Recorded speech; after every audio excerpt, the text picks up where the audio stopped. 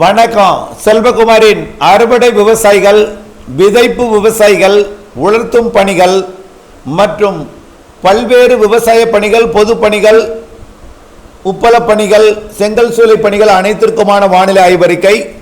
முதலிலே அறுவடை விவசாயிகள். அறுவடை விவசாயிகளை பொறுத்த வரைக்கும் மழைக்கு வாய்ப்பு இல்லை. ஆகவே அச்சமோ பீதியோ கொள்ளாமல் நீங்கள் நிதானமாக அறுவடை செய்யலாம். மிரட்டு வானிலை இருக்கிறது. ஆனால் இன்றைக்கு கூட தென் மாவட்ட கடலோர பகுதிகளில் ஒரு மிரட்டு வானிலை இருக்கும். பனிப்பொழிவை பொறுத்த வரைக்கும் மீண்டும் அதாவது வரக்கூடிய 14 தேதிக்கு பிறகு மீண்டும் 15 தேதிக்கு பிறகு மூடுபனி உண்டாகும். தவிர அதுவரை குளிர் பனிப்பொழிவு இருக்கும் கடலோர மாவட்டங்களில்.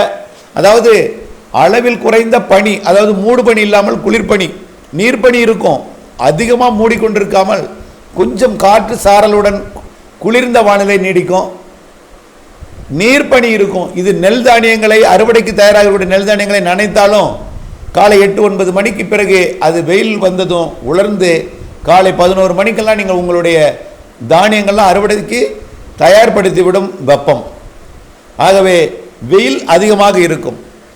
பகல் நேர வெப்பம் மிக அதிகமாகவும் இரவு நேர குளிர் மிகவும் குறைந்தும் இருக்கும். குறைந்தபட்ச வெப்பநிலை குறைந்தும் அதிக வெப்பநிலை அதிகரித்தும் காணப்படும். ஆகவே இந்த நிலை தொடரும். மழைப்பொழிவை பொறுத்த வரைக்கும் இந்த 12, 13, 14 எதிர்பார்க்கப்பட்ட இந்த தூறல் நனைக்கும் மழைப்பொழிவு கூட வாய்ப்பில்லை.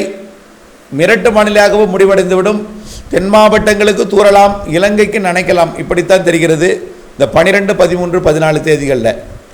அதற்கு அடுத்த மழைப்பொழிவு எப்போ எதிர்பார்த்தோம்னா 22, 23, 24 அதுவும் தூறல் நனைக்கும் மழைப்பொழிவாகவே சென்றுவிடும் என்று எதிர்பார்க்கப்படுகிறது.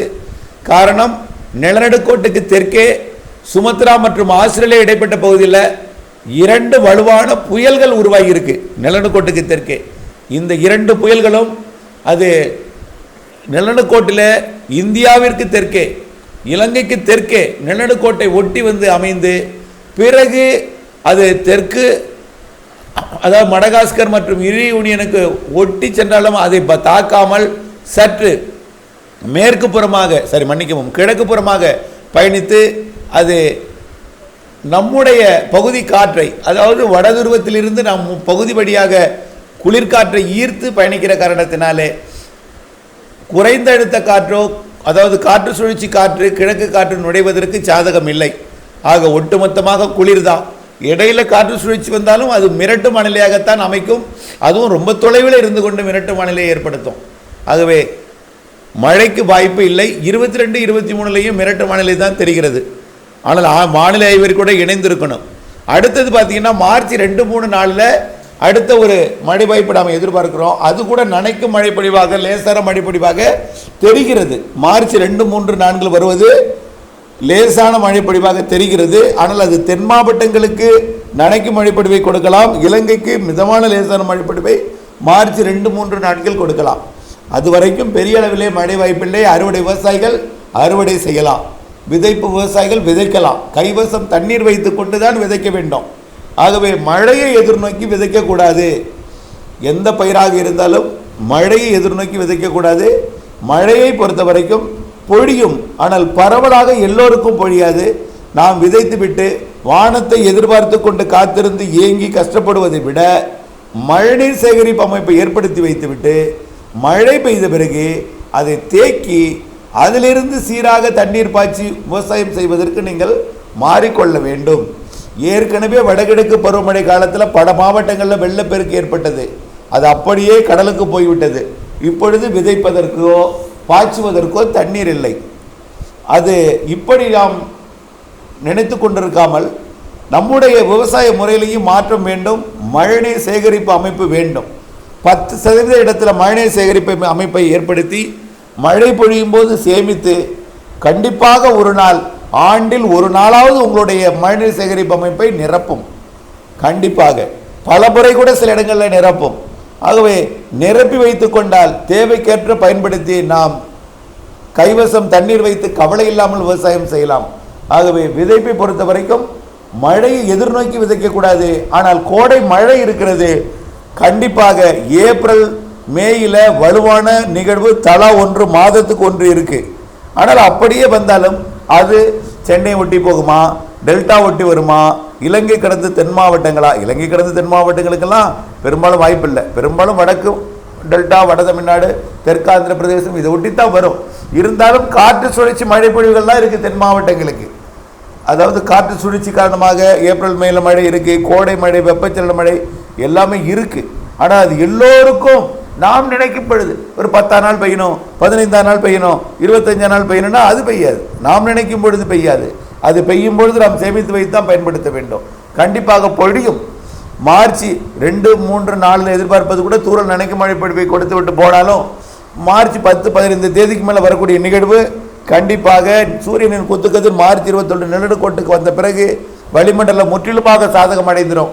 தென்னரை கோலத்தில் வலுவான நிகழ்வுகள் இருந்து கொண்டு தென்னரை கோல நாடுகளை ஆட்டிப்படைத்துக் கொண்டிருக்கிறது. மிரட்டி கொண்டும் மழை பொழிவை ஏற்படுத்தி கொண்டும் பெரும்பாலும் கடலில் மழை பொழிந்து கொண்டிருந்தாலும் வலுவான நிகழ்வுகள் இருக்கிறது. தென்னரை கோலத்தில் இந்திய பெருங்கடலில் வலுவான நிகழ்வுகள் இருக்குது.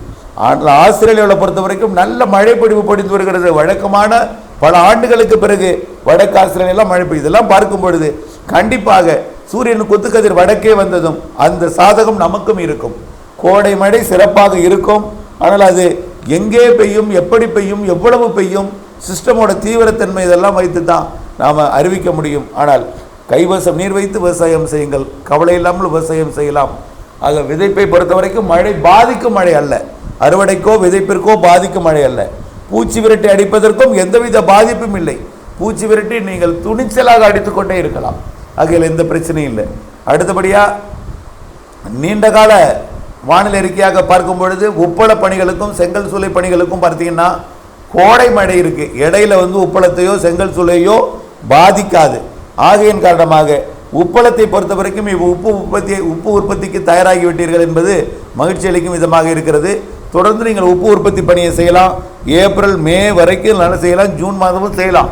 ஆனால் இடையில 2 வலுவான நிகழ்வு இருக்குது. அது வரும்பொழுது எந்த திசையில் வருகிறதோ, எங்கே மழை பெய்யுதெல்லாம் அந்த நேரத்தில் பார்த்து சேதப்படுத்தினால் மீண்டும் தயாராகி கொள்ளலாம். இல்லை என்றால் நம்ம அந்த மழையை எதிர்நோக்கி நிறுத்தி வைக்கவும் தேவையில்லை. ஆனால் மழை பொழிவு இருக்கிறது. கோடை மழை ஏப்ரல் மேயில், செங்கல் சூளைக்கும் அதே தான். ஏப்ரல் மேல மழை இருக்குது. வலுவான நிகழ்வு மாதத்துக்கு 1, மாதத்துக்கு 4 நாள் தான். பிற நாளில் வெயில் கண்டிப்பாக எல்லாத்துக்குமே செங்கல் சூளைக்குமே சரி உப்பு உற்பத்திக்கு நன்றாக ஒரு கை கொடுக்கக்கூடிய வெயில் இருக்குது. ஆனால் அதே நேரத்தில் சராசரி வெயில் தான். ஆகவே வெயிலும் இருக்கும், மழையும் கோடை மழை இருக்குது. பெரும்பாலும் கோடை மழை 4 நாளாக இருந்தாலும் பிற நாளில் வெயில் இருக்கும். ஆகவே பாதிக்கும் மழை என்பது குறிப்பிட்ட சில நாட்களில் கொடுத்து விட்டு போனாலும் அந்த நாள் அந்த நிகழ்வு எங்கே வருகிறது என்பதை பார்த்து நான் அறிவிக்கிறேன். தொடர்ந்து அப்டேட்ஸோட இணைந்தே இருங்கள். வானிலை அறிக்கையுடன் இணைந்திருந்து லாபம் அடைந்திடுங்கள். ஆக அனைத்து பணிக்கும் இதே வானிலை தான். மழையை பொறுத்த வரைக்கும் பிப்ரவரியில் பெரிதாக இல்லை என்றுதான் சொல்ல வேண்டும். மார்ச் 2, 3, 4 தூறல், மார்ச் 10 தேதிக்கு மேல் வரக்கூடிய நிகழ்வுகள் கண்டிப்பாக வலுப்பெறும் என்று எதிர்பார்க்கப்படுகிறது. நன்றி.